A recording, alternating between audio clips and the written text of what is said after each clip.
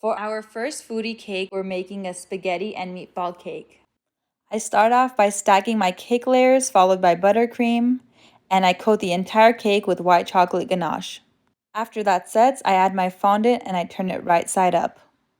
I add a straw in the middle of the cake, and that's where the fork will be hanging from. And now the fun part where I make the noodles with my favorite tool. Now for my marinara sauce, I mix buttercream with raspberry jam, and for my meatballs, I make cake pop balls that I also add to the sauce. And there you have it, my realistic spaghetti and meatball cake.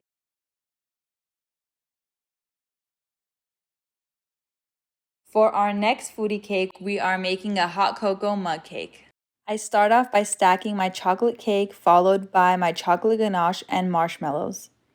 I'm going to be coating the entire cake with more ganache and letting it set before adding my fondant.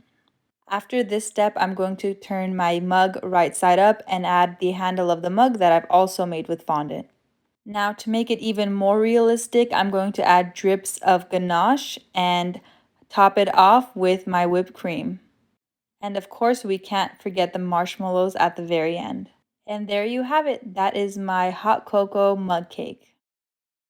For our following foodie cake, we're making a taco cake. I start off by cutting a 10-inch cake in half and stacking it on top of each other. After I crumb coat the cake, I add the fondant, which I kneaded with Oreo to give a realistic taco shell look.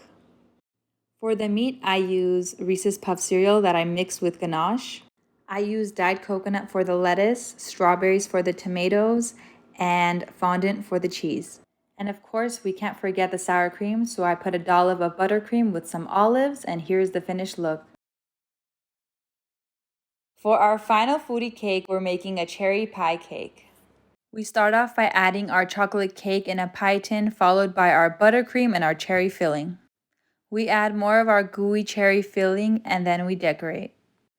In order to give the look of the pie crust, I cut strips of fondant and place it right on top of the cherry filling.